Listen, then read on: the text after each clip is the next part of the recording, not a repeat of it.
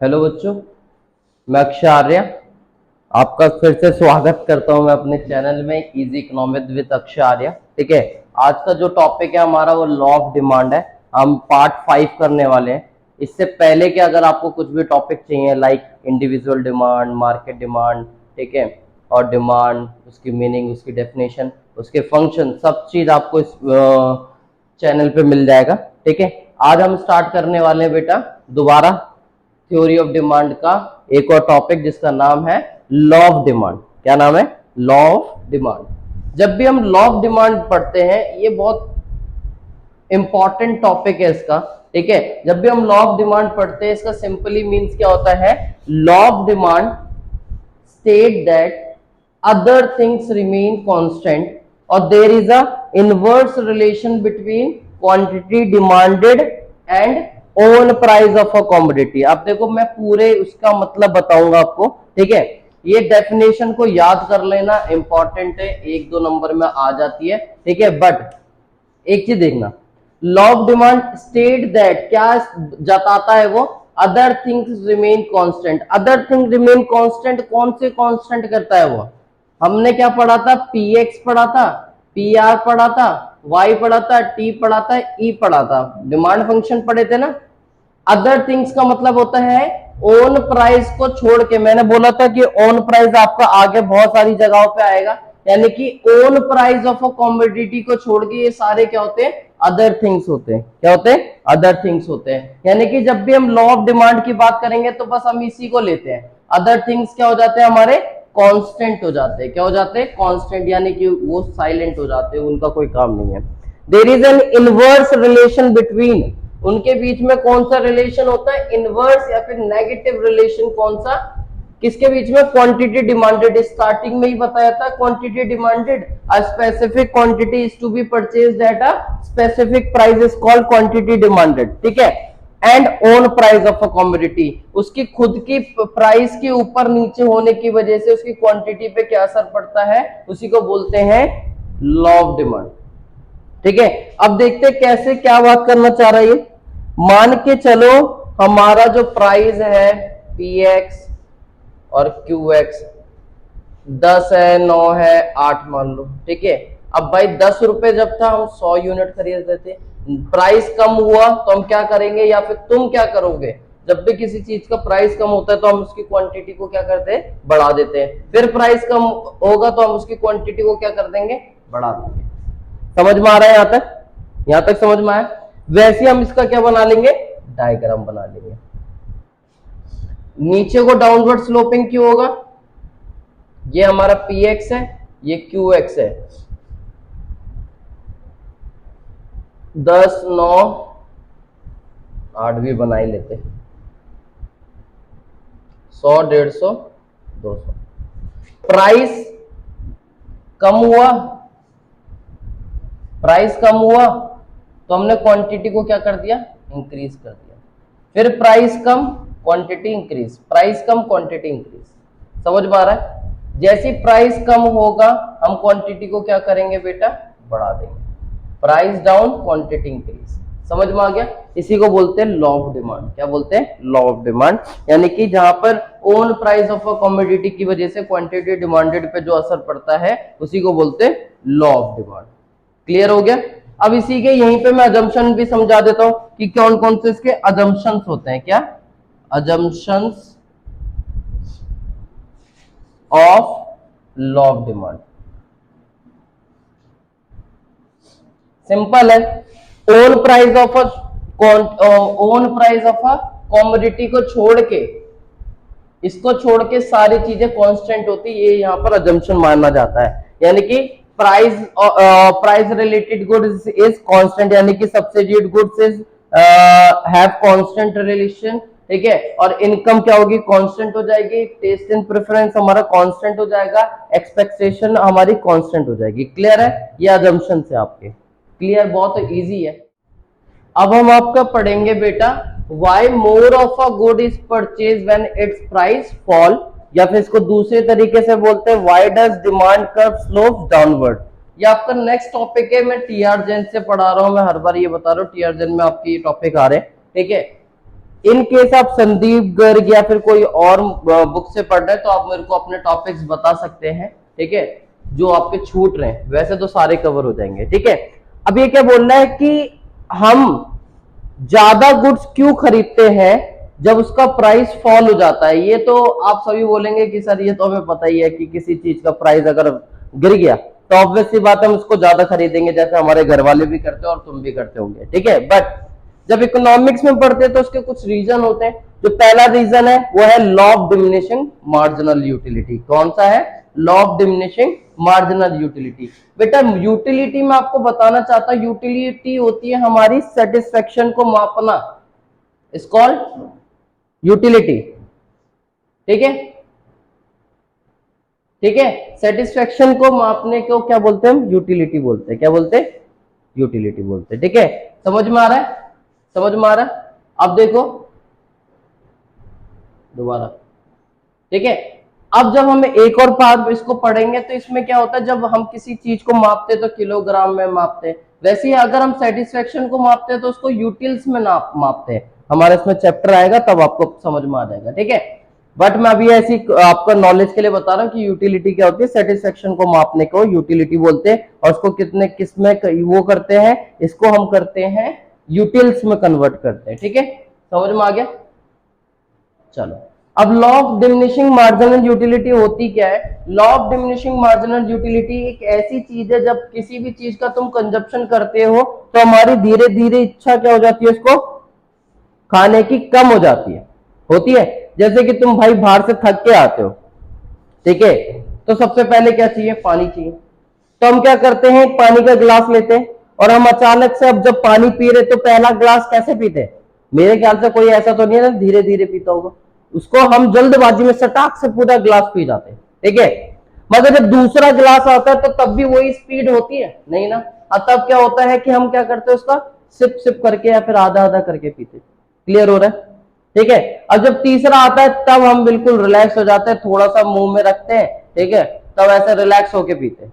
समझ में आ रहा है? ठीक है। यानी कि जब भी हम किसी चीज की कंजप्शन करते हैं, ठीक है, तो उसकी जो मार्जिनल यूटिलिटी होती है, जो उसकी सेटिस्फेक्शन पावर होती है, वो क्या होती है? धीरे धीरे कम होती जाती है। ऐसी अगर तुम खाने का ले सकते हो तो वो भी कर सकते हो। जैसे कि अगर तुम कहीं से भूखे आए हो कि हम खेल के आ रहे हो या फिर तुम्हें बहुत तेज भूख लग रही है, तो पहली रोटी जब तुम खाते होंगे तो मुझे पता ही है जैसे हर कोई करता है, मेरे ख्याल से मुझे लगता है कि तुम पहली रोटी 2 बार में खा जाते होंगे। 2 बार करा, भर भर के खा गए। जब दूसरी रोटी आती है तब क्या करते हैं? थोड़ा सा धीरे हो जाते हैं स्पीड। तीसरी रोटी क्या होती है? और धीरे हो जाती है। चौथी रोटी में तुम फैल जाते होंगे और फिर उसके बाद धीरे धीरे खा रहे, टीवी देख रहे, स्लो मोशन में चल रहा है, ठीक है। क्योंकि पहली रोटी ने जितना सेटिस्फाई किया है ना आपको, उतना चौथी रोटी ने आपको नहीं करा होगा। समझ में आ रहा है? वो क्या होता है, तुम्हारी जो सेटिस्फेक्शन होती है वो धीरे धीरे क्या होती है? कम होती जाती है। उसी को बोलते हैं law of diminishing marginal utility. क्या बोलते हैं? Law of diminishing marginal utility. और जब भी हमारी यूटिलिटी कम हो जाती है तो हम किसी भी चीज को खाने के लिए उसको क्या करते हैं? कम पैसा पे करते हैं, लेस पे करते हैं, ठीक है। अब पहला खा लिया तो हम भाई किसी अच्छी चीज के लिए पैसा दे देते हैं, मगर भाई दूसरी बार में हमारी यूटिलिटी पूरी हो जाती है। अगर हमें कम में मिले तो ठीक है, नहीं तो हम नहीं लेते। इसके बाद आता है इनकम इफेक्ट। क्या आता है बेटा? Income effect. इनकम इफेक्ट का मतलब क्या होता है? अगर आपकी बुक्स में आप पढ़ोगे तो इनकम इफेक्ट का मतलब दे रखा है कि जहां पे आपका लॉ ऑफ डिमांड क्या, सॉरी, जब प्राइस फॉल हो जाते हैं तो इनकम हमारी बढ़ जाती है। ये तो कुछ अजीब सा लगा होगा आपको, ठीक है। अब देखो, मान के चलो एक आटे का कट्टा 1500 रुपए का, ठीक है, और आपके 10,000 रुपए सैलरी है, तो आपके पास कितने बचे बेटे? 8,500 रुपए बचे। अब वो आटे का कट्टा कितने का हो गया? 500 रुपए का हो गया। अब तुम्हें इस पे कितना खर्च करना पड़ा? कितना खर्च करना पड़ा? 500। तो आपके पास कितने बच गए बेटा? 9,500 रुपए, ठीक है। समझ में आया मैं क्या बोलना चाह रहा हूं? कि जब इनकम इफेक्ट क्या बोलता है, जब प्राइस किसी भी चीज के फॉल होते हैं, कम होते हैं, तो हमारी इनकम इंक्रीज हो जाती है। जब प्राइस किसी के बढ़ जाते हैं तो हमारी इनकम डिक्रीज हो जाती है। मैं तो एक आटे का कट्टे का वो तुमने एग्जांपल दे, वैसे अगर तुम एक राशन का पूरा अपने घर का राशन का एग्जांपल ले सकते हो, ठीक है। अगर उनके रेट बढ़ जाते हैं तो हमारी क्या हो जाती है, इनकम कम हो जाती है। मगर उसका रेट अगर ज्यादा हो जाते हैं, ठीक है, सॉरी, रेट ज्यादा हो जाते हैं तो हमारी इनकम कम हो जाती है, अगर उनके रेट कम हो जाते हैं तो हमारी इनकम बढ़ जाती है। क्लियर है। फिर इसके बाद आता है सब्स्टिट्यूशन इफेक्ट।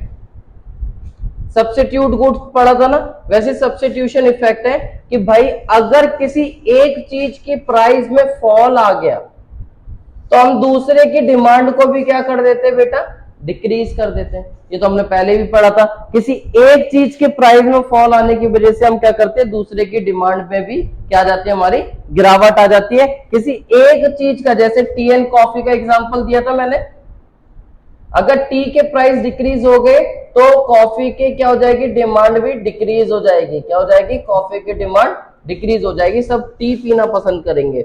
वैसे क्या है कि अगर इंक्रीज हो गया, अगर टी के प्राइस इंक्रीज हो गए तो कॉफी की डिमांड इंक्रीज हो जाएगी, क्योंकि टी कोई लेना ही नहीं चाहेगा, सब क्या पियेंगे बेटा, कॉफी पियेंगे। इसे बोलते हैं सब्स्टिट्यूशन इफेक्ट। यानी कि इन केस किसी भी चीज के प्राइस गिरते हैं तो उसकी डिमांड पे भी असर आ जाता है, ठीक है, दूसरे की डिमांड इंक्रीज हो जाती है।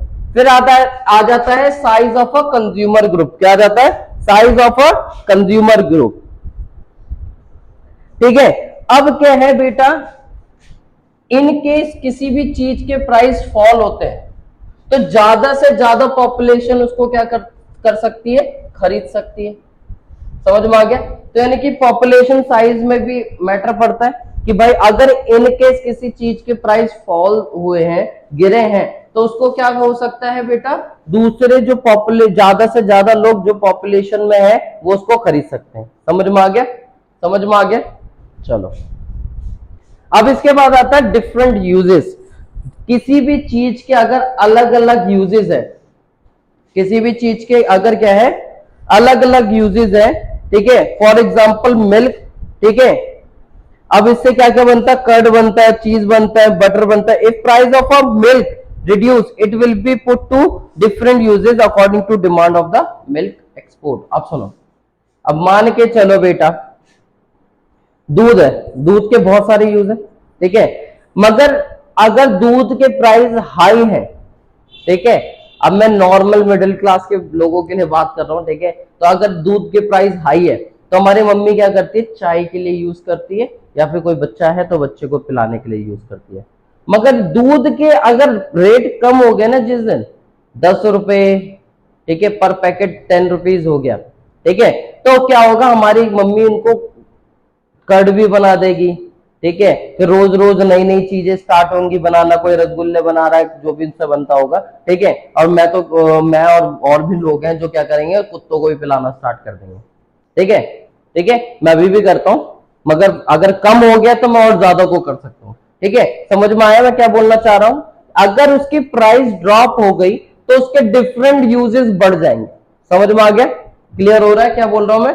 डिफरेंट यूजेस का मतलब क्या होता है, कोई भी ऐसा प्रोडक्ट जिसके अलग अलग यूजेस है, अगर उसके प्राइस फॉल हो गए तो हम क्या करेंगे, उसके और ज्यादा यूजेस करना स्टार्ट कर देंगे, ठीक है। अगर प्राइस ज्यादा है तो हम क्या करेंगे, सिंगल यूज करेंगे उसका। समझ में आ गया, क्लियर है। यानी कि उसकी डिमांड को हम इंक्रीज कर देंगे, ठीक है। दूध का एग्जांपल समझ में आया। इनकेस अगर हमारे घर में कम प्राइसेस पे और ज्यादा प्राइस पे अगर दूध आ रहा है तो हम लिमिटेड चीजों पे यूज करेंगे। अगर इन केस अगर उसका प्राइस क्या हो गया, कम हो गया, तो हम क्या करेंगे, मम्मी दही भी बनाना स्टार्ट कर देगी और बहुत सारी चीजें, बटर भी बना रही है, ठीक है, समझ में आ रहा है। तो ये सारी चीजें स्टार्ट, पनीर बना रही है मम्मी, ठीक है। मगर अभी तो क्या होता है कि प्राइस ज्यादा है तो हम क्या करते हैं, बाहर से लेके आ जाते हैं। तो क्या होता है, उसका डिफरेंट यूजेस होता है। क्या होता है, डिफरेंट यूजेस। समझ में आया। अब हम आपका करेंगे exception of the law of demand. क्या करेंगे, exception of the law of demand. वो चीजें जो लॉ ऑफ डिमांड में क्या नहीं होती बेटा, आती नहीं है। अब क्यों नहीं आती, अब तो सब चीज हम ये सोचते हैं ना कि लॉ ऑफ डिमांड में आती है। अब इसको इजी करने के लिए, इजीली समझने के लिए बहुत बच्चों को प्रॉब्लम होती है इसमें, मगर मैं गारंटी ले रहा हूं प्रॉब्लम नहीं होगी। इजी तरीके से कैसे समझना है, पहले अपने दिमाग में क्या रखना है बेटा आपको, कि लॉ ऑफ डिमांड में क्या आता है। लॉ ऑफ डिमांड में क्या आता है, इनवर्स रिलेशन आता है। क्या आता है, इनवर्स रिलेशन आता है। ठीक है, यानी कि नेगेटिव रिलेशन आता है किसके, क्वांटिटी डिमांडेड के बीच में और ओन प्राइस, ओन लिखना बहुत जरूरी है, बार बार ही बोल रहा हूं मैं, ठीक है, तो ओन प्राइस के बीच में, ठीक है, समझ में आ गया। अब करते हैं इसके टॉपिक, ठीक है, आर्टिकल ऑफ डिस्टिंक्शन आते हैं, पहले क्या आते हैं, आर्टिकल ऑफ डिस्टिंक्शन, नाम थोड़ा अजीब सा है मगर सिंपल है, जैसे कि वो चीजें जिनका प्राइस हाई हो और उनकी डिमांड भी हाई हो जाए, उनकी प्राइस कम हो तो उनकी डिमांड भी कम हो जाए, ठीक है, उनकी प्राइस कम हो जाए तो उनकी डिमांड भी कम हो जाए, समझ में आ गया। ये मैच हो रहा है इससे, ये तो इनवर्स रिलेशन है मगर ये तो पॉजिटिव रिलेशन दिखा रहा है ना, इसलिए क्या नहीं आएगा बेटा हमारा, क्या नहीं आएगा हमारा, लॉ ऑफ डिमांड में नहीं आएगा। अब कौन सी चीजें होती है, लाइक विंटेज कार, डायमंड्स, ठीक है, ये क्या है, तुमने डायमंड्स देखे होंगे, अगर इनकी प्राइसेस ज्यादा है, बहुत ज्यादा है, ठीक है, तो इसलिए इनकी डिमांड भी अधिक होती है, ठीक है, अगर इन केस इनकी प्राइसेस कम हो जाएगी तो हर दूसरे बंदे के पास मिलेगा, तो इनकी प्राइसेस कम हो गई तो इनकी डिमांड भी क्या हो जाएगी बेटा, कम हो जाएगी, समझ में आ रहा है। अब सुनो कि अब तुम्हें तो ऐसा लगेगा कि सर प्राइसेस कम हो गए तो हम तो खरीदना स्टार्ट कर देंगे ये वो, मगर ऐसा नहीं होगा, ठीक है। अब सोना है, सोने का प्राइसेस ज्यादा है तो हम उसको लेने की कोशिश करते हैं, ठीक है, अगर सोने का प्राइसेस कम हो गया बेटा तो हम उसको नहीं लेंगे। अब आप बोलोगे सोना भी लेंगे, ठीक है, नहीं लोगे, कोई नहीं रखेगा अपने पास, ठीक है, अगर आपको लगता है कि आप रखोगे तो लोहे का प्राइस कम है तो लोहे की सामान रख लो अपने घर में, ठीक है, लोहे की वो बना लो, क्या बोलते हैं, ब्रिक्स, ब्रिक्स बना के अपने घर में रख लो, कोई फायदा होगा, ठीक है, नहीं, कोई नहीं रखेगा, ठीक है, समझ में आ गया। एक टाइम पे अगर सोने का वो भी रेट लोहे जैसा हो गया तो सोना भी कोई पूछेगा नहीं, समझ में आ रहा मैं क्या बोल रहा हूं। तो यानी कि जब इनके प्राइसेस हाई होते हैं तो इनकी डिमांड हाई होती है, जब इनके प्राइसेस कम होते हैं तो इनकी डिमांड भी कम हो जाती है। नेक्स्ट आते हैं आपके गिवन गुड्स। गिवन गुड्स कभी भी आप एक्सप्लेन करेंगे तो सबसे पहले आपका जो लाइन होगी वो क्या होता है कि given goods are highly inferior goods. कौन से, इंफीरियर गुड्स, बेटा इंफीरियर गुड्स पता है ना आपको, ठीक है, इंफीरियर गुड्स पता है ना आपको कौन से होते हैं। इंफीरियर गुड्स अगर नहीं पता तो मेरी लास्ट वीडियो देखना, ठीक है, हमारी डिमांड फंक्शंस की, ठीक है, तो वहां पर आपको पता चल जाएगा कि इंफीरियर गुड्स क्या होता है। तो इसमें क्या होता है, या हाईली इंफीरियर होते हैं, यानी कि मैंने आपको वहां पर नॉर्मल गुड्स समझाए थे, ठीक है, इंफीरियर गुड्स समझाए थे, जो सबसे नीचे आते हैं यानी कि घटिया वस्तु से भी नीचे जो आते हैं उसको बोलते हैं हाईली घटिया वस्तु। क्या बोलते हैं, हाईली घटिया वस्तु। समझ में आ रहा है मैं क्या बोलना चाह रहा हूं, ठीक है। अब इसमें क्या होता है, जैसे उसमें इंफीरियर गुड्स में नेगेटिव रिलेशन होता है, इसमें क्या होता है, हाईली नेगेटिव रिलेशन होता है, हाई नेगेटिव रिलेशन होता है, ठीक है, यानी कि और भी विपरीत, यानी कि जब इसके प्राइजेस कम हो जाते हैं, जब इसके प्राइजेस कम हो जाते हैं तो कोई इसको खरीदना चाहेगा, एक तो वैसी घटिया वस्तु है और घटिया हो गई, यानी कि उसके प्राइजेस और कम हो गए तो इसको कोई नहीं खरीदता, सब इंफीरियर गुड्स खरीदने लग जाते हैं। जब इसके प्राइजेस क्या होते हैं, बढ़ जाते हैं तो क्या होता है, इसकी डिमांड भी बढ़ जाते हैं, क्योंकि ऑब्वियस सी बात है इसके प्राइसेस बढ़े तो इंफीरियर गुड्स के भी बढ़े होंगे, तो हम क्या करते हैं, इसको खरीदना स्टार्ट कर देते हैं। समझ में आ गया, comparison to inferior good, inferior goods normal goods में आ जाते हैं। समझ में आ रहा है मैं क्या बोल रहा हूं, जब इनके प्राइसेस कम होते हैं तो कोई नहीं खरीदता इनको, ठीक है। नेक्स्ट आता है इर्रेशनल जजमेंट, ये तो सबसे बड़ा मस्त, बस बहुत सुंदर एग्जांपल दूंगा इसका, ठीक है, इसे बोलते हैं इर्रेशनल जजमेंट। कभी कोई ऐसी चीज होती है जिसके बारे में हमें नहीं पता होता, ठीक है, जिसके बारे में हमें नहीं पता होता और हम उसके क्या कर देते हैं बेटा, एक्स्ट्रा पैसे दे देते हैं, उसे बोलते हैं इर्रेशनल जजमेंट, यानी कि हमें पता नहीं है, हमने थोड़े से फीचर्स देखे और हमने उसके लिए पे कर दिया, ठीक है। जैसे रिसेंटली मैं ना लैपटॉप लेने गया और लैपटॉप एक 35,000 का था और एक 45,000 का था, ठीक है। 35,000 में क्या था, SSD आजकल चल रही है, ठीक है, तो 8 GB रैम ऐसा करके SSD करके उसने बताया मुझे कि इसमें ये है और इसमें SSD नहीं है, और लिटरली मुझे उस टाइम पे SSD के बारे में कुछ नहीं पता था, मुझे तो नॉर्मल लैपटॉप के बारे में पता था कि नॉर्मल लैपटॉप होता है, ठीक है, इंटरनल होती है, ऐसा कुछ पता था, ठीक है। मगर नया सुना कि एसएसडी भी आती है, ठीक है। तो उसकी वजह से क्या हुआ कि हमें लगा कि उन्होंने बोला प्रोसेसर बहुत अच्छा होगा ये वो, ठीक है। तो हमने क्या करा, अब हमें नहीं पता, हमें क्या लगा कि भाई महंगा है तो अच्छा ही होगा, तो हमने क्या कर दी, इर्रेशनल जजमेंट कर दी, यानी कि सस्ते वाले को ना लेके हमने क्या कर दिया, महंगे वाले की डिमांड कर दी, और सस्ते वाले की डिमांड को क्या कर दिया, कम कर दिया। ये लॉ ऑफ डिमांड बोलता है हमें? नहीं, लॉ ऑफ डिमांड तो हमें क्या बोलता है, इनवर्स रिलेशन, मगर इसमें क्या आ गया, पॉजिटिव रिलेशन आ गया। समझ में आया? ठीक है। कभी भी किसी भी चीज का तुम देखना कि इन केस तुम किसी का भी इरेशनल जजमेंट कर लेते हो, किसी भी तुमने करा होगा, ऑब्वियस सी बात है कि हम हार्ड डिस्क लेने जाते हैं, बहुत सारे बच्चे हैं जिनको हार्ड डिस्क के बारे में पढ़ा होगा, पता होगा, बहुत सारे बच्चे हैं जिनको नहीं पता होगा। अब कोई नई हार्ड डिस्क आई है, ठीक है, अबंतु करके, सुप्रीम करके कोई नई हार्ड डिस्क आई है। अब क्या है कि अब वो हमें ना 3 महीने की एक्स्ट्रा वारंटी दे रहा है, मगर उससे 500 रुपए इंक्रीज है वो, ठीक है। तो हम क्या करेंगे कि यार 500 रुपए तो इंक्रीज है, मगर 3 महीने की वारंटी भी तो है, तो हमारे दिमाग में क्या है कि 3 महीने की वारंटी है, यही अच्छा हो सकता है। समझ में आ गया? समझ में आ गया? तो ये क्या होता है, हमारा इर्रेशनल जजमेंट होता है। क्या होता है? Irrational judgement. समझ में आ गया बेटा क्या बोलना चाह रहा हूं? चलो, तो इर्रेशनल जजमेंट भी हमारा लॉ ऑफ डिमांड में नहीं आता। थैंक यू सो मच, हम नेक्स्ट वीडियो में मिलेंगे। अगर आपको ये लिटरली, अगर ये थोड़ी सी भी इंफॉर्मेटिव लग रही है, आपकी थोड़ी हेल्प कर रही है ये पढ़ाई में, ठीक है, और मेरे से जुड़ने के लिए, ठीक है, आपको क्या करना है, इसको सब्सक्राइब करना है, और ये सब अगर तुम्हें ये इंफॉर्मेटिव लग रही है तो आपको क्या करना है, लाइक करना है। इन केस कोई प्रॉब्लम है या कुछ सजेशन आपको देनी है तो आपको कमेंट करना है, ठीक है। Thank you so much, next video में मिलते हैं।